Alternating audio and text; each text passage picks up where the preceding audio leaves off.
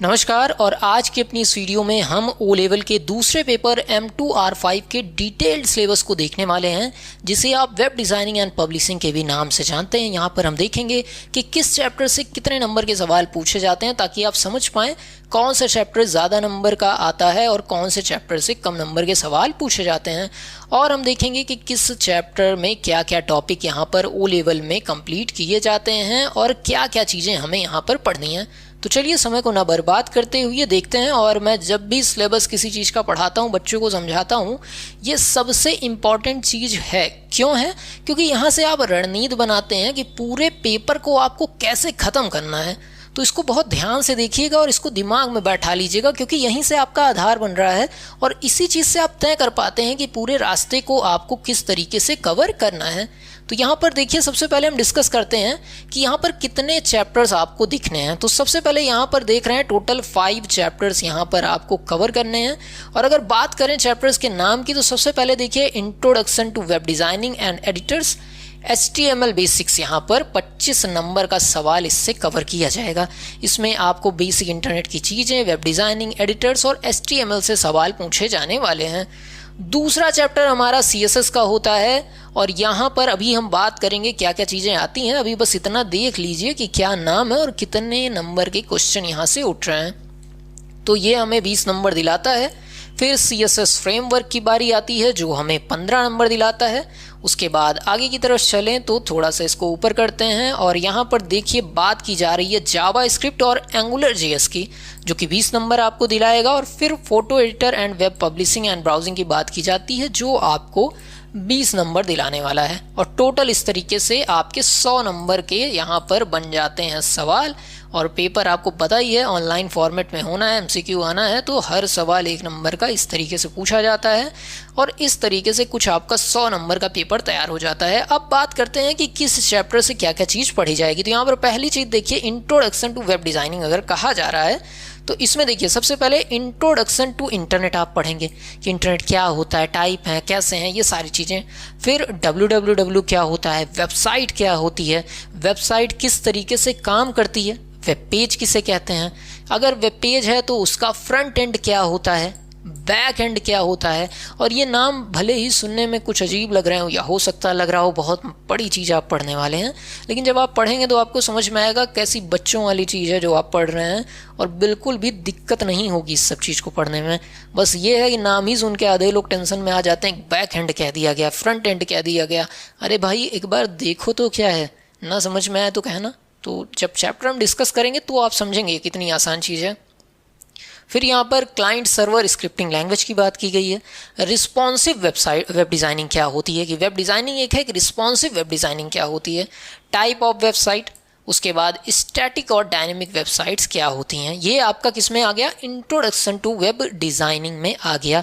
कि जब हम पढ़ेंगे वेब डिज़ाइनिंग सब परिचय, तो इतनी चीज़ हम पढ़ लेंगे तो हम जान पाएंगे वेब डिज़ाइनिंग क्या होती है। उसके बाद हम एडिटर पढ़ेंगे, जिसमें हम कोडिंग करते हैं, वो चीज़ पढ़ेंगे। तो उसमें हमें सबसे पहले क्या पढ़ना है, नोटपैड++ पढ़ना है। आपने नोटपैड सुना होगा, कुछ लोगों ने ++ भी सुना होगा, तो ++ हम पढ़ेंगे। सबलाइम टेक्स्ट एडिटर पढ़ने हैं, ठीक है, मतलब कैसे इसको डाउनलोड किया जाता है, एडिटर का यूज़ करना, ये पढ़ेंगे। उसके बाद फाइल कैसे क्रिएट की जाती है, एडिट कैसे की जाती है और सेव कैसे की जाती है। ये मात्र 2 लेक्चर का काम है। इसको 2 मतलब ऑफलाइन अगर हम पढ़ाएं तो 2 लेक्चर में आसानी से पढ़ा सकते हैं और हर बच्चे को समझ में भी आएगा।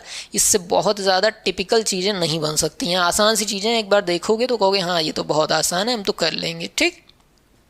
फिर बात आती है, अब वेबसाइट बना रहे हो तो वेबसाइट का स्ट्रक्चर बनाओगे ना। जैसे हमारी शरीर बनी है तो पहले हड्डियां हैं, सबसे पहले क्या है, हड्डियां हैं, उस पर मांसपेशियां लगी हुई हैं ना। तो हड्डियां तैयार, स्ट्रक्चर तैयार जैसे हमारे शरीर का होता है, वैसे ही वेबसाइट का स्ट्रक्चर कौन तैयार करता है, HTML भाई तैयार करते हैं, ठीक। और HTML में क्या क्या चीज़ें हमें पढ़नी आइए देखते हैं। तो सबसे पहले हम HTML देखेंगे क्या चीज़ होती है, बेसिक स्ट्रक्चर ऑफ HTML किस तरीके से होता है, हेड सेक्शन क्या है, एलिमेंट्स क्या क्या हैं हेड सेक्शन में, फॉर्मेटिंग टैग्स के अंतर्गत bold, italic, underline, strike through, ये सारी चीज़ें। उसके बाद आपको DIV प्री टैग, इसके अलावा एंकर लिंक, या ये सारी चीज़ें धीरे धीरे देखेंगे। इमेज टैग, ये इंपॉर्टेंट होता है, इमेज से सवाल पूछा ही पूछा जाना है, एंकर टैग से सवाल पूछा ही पूछा जाना है। पैराग्राफ, कमेंट्स, ये सारी चीज़ें आप HTML के अंदर देखेंगे। इसके अलावा क्या रहेगा भाई, टेबल कैसे बनाओ, वेबसाइट में टेबल बनती है ना, वो कैसे बनेगी ये यहाँ पर हम देखेंगे। फिर बात आती है टेबल तो बना लिए, लिस्ट कैसे बनाओगे। अब लिस्ट के अंदर भी कई चीज़ होती है, एक ऑर्डर वाली लिस्ट कैसे बनाओगे जिसमें 1 2 3 4 ABCD ऐसे नंबरिंग होती है। बिना ऑर्डर वाली बुलेट्स वाली लिस्ट कैसे बनाएंगे, ये सब वहाँ पर देखेंगे। डेफिनेशन लिस्ट कैसे रहेगी। फॉर्म्स क्या होते हैं जिसके अंदर चेक बॉक्स, रेडियो बटन या ये सारी चीज़ें होती हैं जिसमें आप check uncheck, radio button, select male female का ऑप्शन जब सिलेक्ट करते हैं ना उसे रेडियो बटन कहते हैं।